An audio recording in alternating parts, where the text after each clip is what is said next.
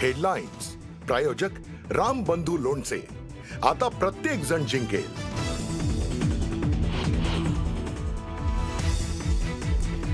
राज्यातील 29 महापालिकांसाठी आज मतमोजणी सकाळी 10 वाजल्यापासून सुरू होणार मतमोजणी। पहा सर्वात पहिला कल फक्त न्यूज 18 मराठीवर।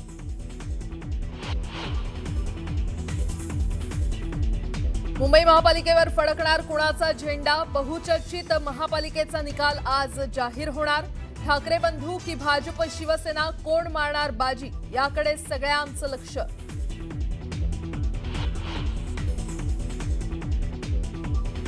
ठाणे आणि केडीएमसी पालिकेत कोणता ठरणार मोठा पक्ष? महायुतीमध्येच शिवसेना आणि भाजपमध्ये मोठी चुरस, तर ठाकरे बंधूंचा करिश्मा दिसणार का याकडेही लक्ष।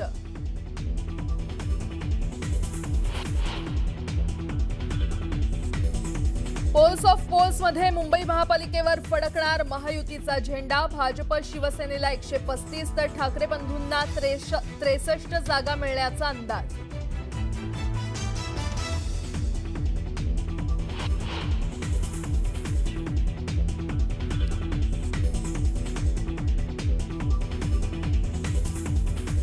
ॲक्सिस माय इंडियाच्या पोलनुसार मुंबईकरांचा कौल महायुतीला। शिवसेना भाजपच्या 131 ते 151 जागा निवडून येण्याची शक्यता, तर ठाकरे बंधूंचे 58 ते 68 उमेदवार विजयी होण्याचा अंदाज।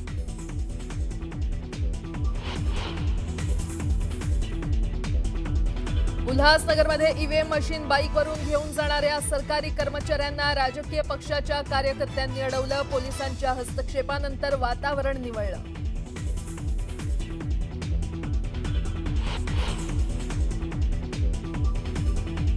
ईव्हीएम मशीन घेऊन जाणाऱ्या गाडीच्या मागे ठाकरेंच्या सेनेकडून बाईकवरून पाठलाग। कोणताही गैरप्रकार होऊ नये म्हणून ठाकरेंची सेना सतर्क।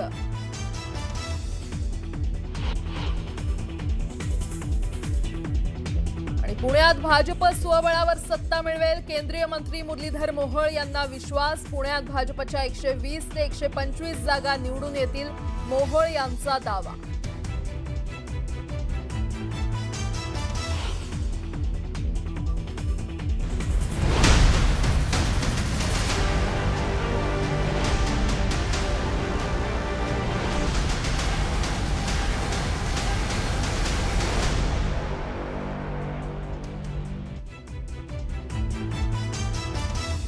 नमस्कार, सुप्रभात, गुड मॉर्निंग। मी प्राजक्ता तांडेल, तुम्ही पाहताय न्यूज 18 मराठी। सकाळच्या पहिल्या बातमीपत्रामध्ये आपलं सगळ्यांचं स्वागत। आणि बातमीपत्राच्या सुरुवातीला ज्याकडे संपूर्ण देशाचं लक्ष लागलंय ती बातमी। राज्यातील 29 महापालिकांसाठी आज प्रत्यक्ष मतमोजणी होणार आहे। सकाळी 10 वाजल्यापासून मतमोजणीला सुरुवात होणार आहे। मुंबई, ठाणे, पुणे, नाशिक, छत्रपती संभाजीनगर, नागपूर आणि कोल्हापूरसह अनेक महापालिकांमध्ये दिग्गज उमेदवार रिंगणात उतरले होते। या निकालाकडे संपूर्ण राज्याचं लक्ष लागलेलं आहे। दरम्यान या निवडणुकीत मतदार राजानं कुणाला कौल दिलाय, कोणत्या पक्षाची महापालिकेत सत्ता येते हे पाहणं महत्त्वाचं ठरणार आहे। काल मतदान पार पडल्यानंतर आपण एक्झिट पोल पाहिले आणि आज एक्झॅक्ट पोल खरं तर समोर येतील। आज राज्यातील 29 महापालिकांसाठी प्रत्यक्ष मतमोजणी होणार आहे। सकाळी 10 वाजल्यापासून मतमोजणीला सुरुवात होणार आहे। त्यामुळे जनतेनं नेमका कुणाला कौल दिलाय हे पाहणं महत्त्वाचं ठरणार आहे। सकाळी 10 वाजल्यापासून मतमोजणीला सुरुवात होणार आहे। मुंबई, ठाणे, पुणे, नाशिक असो, छत्रपती संभाजीनगर, नागपूर, कोल्हापूर यासह अनेक महापालिकांमध्ये दिग्गज उमेदवार हे रिंगणात उतरले होते आणि या निकालाकडे संपूर्ण राज्याचं लक्ष लागलेलं आहे। त्यामुळे या निवडणुकीत मतदार राजानं नेमका कुणाला कौल दिलाय, कोणत्या पक्षाची महापालिकेत सत्ता येते हे पाहणं महत्त्वाचं ठरणार आहे। मुंबई वगळता राज्यातल्या इतर सर्व महापालिकांमध्ये बहुसदस्यीय प्रभाग रचना आहे आणि बहुतांश हे प्रभाग 4 सदस्यीय असून काही प्रभाग 3 किंवा 5 सदस्यीय आहेत।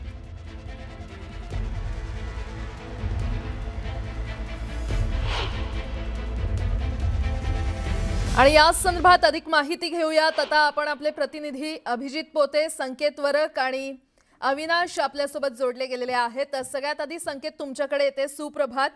खरं तर आज मतमोजणी होणार आहे। काल आपण एक्झिट पोल पाहिलेले आहेत, आज एक्झॅक्ट पोल येणार आहेत। काय सध्या वातावरण आहे?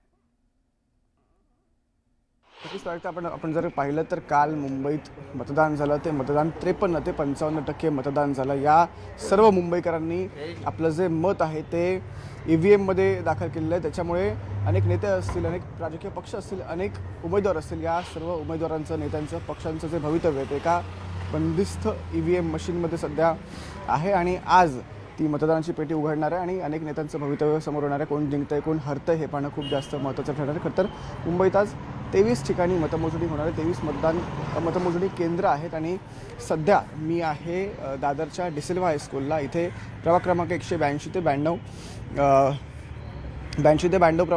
जे प्रभाग आहेत, 10 प्रभाग, त्यांची जी मतमोजणी असणार ती या डिसिल्वामध्ये होणार आहे. खरं तर आपण पाहतो आहे की सकाळपासूनच पोलिसांचा खूप तगडा बंदोबस्त इथे पाहायला मिळतो आहे. पोलिसाचा बंदोबस्ताचा इथे फायरची जी व्हेकल आहे, फायर व्हेकल, ॲम्ब्युलन्स, या सगळ्या सोयीसुविधा इथे लावल्या गेलेल्या आहेत. त्याच्यामुळे कुठेतरी एक कडेकोट बंदोबस्त असणार आहे. कारण की अर्थात डिसिल्वामध्ये ज्या 10 प्रभागांची जी मतमोजणी होणार आहे ते थोडंसं सेन्सिटिव्ह पण मानलं जातं. कारण की हाय प्रोफाईल लढती इथे आहेत.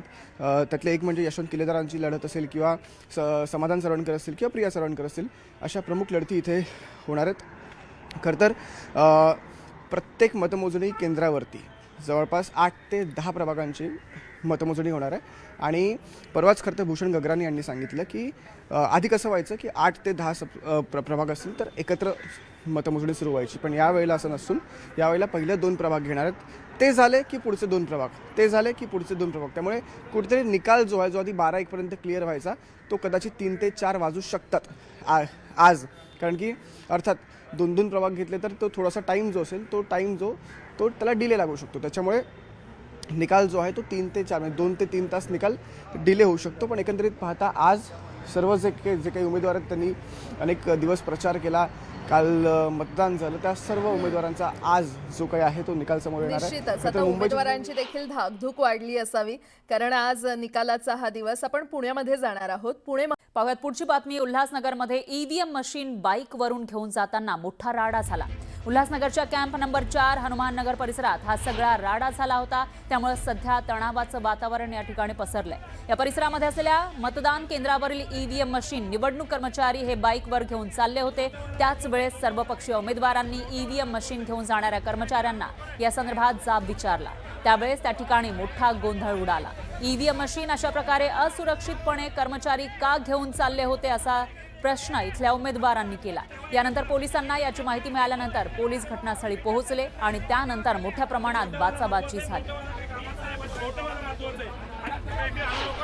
इथे मतदान प्रक्रिया पार पाडल्यानंतर काही मशिनी अक्षरशः बाईकवर त्यांची ने-आण करण्यात आली होती. सजग कार्यकर्त्यांनी त्या वेळेवर अडवून त्या पुन्हा आणलेल्या आहेत. बेकायदेशीररित्या कसल्याही पोलीस प्रोटेक्शन नसताना यांनी मशिनी हलवल्या कशा? त्यासाठी काय आरोची किंवा इतर कोणत्या अधिकाऱ्याची परवानगी होती का? जर तशा परवानग्या नसतील तर त्या संबंधित कर्मचाऱ्यावर, अधिकाऱ्यावर कायदेशीर कारवाई व्हावी ही आमची ठाम मागणी आहे. तसंच या EVM मध्ये कसल्याही प्रकारची छेडछाड झाली नाही. तर दुसरीकडे ठाण्यामध्ये प्रभाग 13 मध्ये EVM घेऊन जाण्यावरून वाद झाला. अपक्ष आणि इतर उमेदवारांनी पोलिसांना जाब विचारला. उमेदवार पोलिसांना न सांगताच एक मशीन घेऊन गेल्यानं या ठिकाणी वाद झाला. पोलीस संबंधित मशीन पुन्हा घेऊन आल्याची ही माहिती आहे. तर आजच मतदान प्रक्रिया पूर्ण झाली आहे आणि त्यानंतर एक मशीन घेऊन हे कर्मचारी चाललेले होते. ठाण्यामध्ये प्रभाग 13 मध्ये हे EVM घेऊन जाण्यावरून वाद झाल्याची माहिती समोर आली आहे. अपक्ष आणि इतर उमेदवारांनी पोलिसांना याविषयी जाब विचारला. कारण उमेदवार आणि पोलिसांना न सांगताच एक मशीन घेऊन गेल्यानं हा वाद निर्माण झाला होता. दरम्यान पोलीस संबंधित मशीन पुन्हा घेऊन आल्याची माहिती समोर येते. मात्र हे एकच मशीन का घेऊन चाललेले होते हाही सवाल या ठिकाणी उपस्थित होतोय. तर आज ठाण्यामध्ये ही निवडणूक प्रक्रिया पार पडलेली आहे आणि त्यानंतर एक EVM मशीन जी प्रभाग क्रमांक 13 मध्ये होती ती घेऊन जाण्यावरून वाद झाला.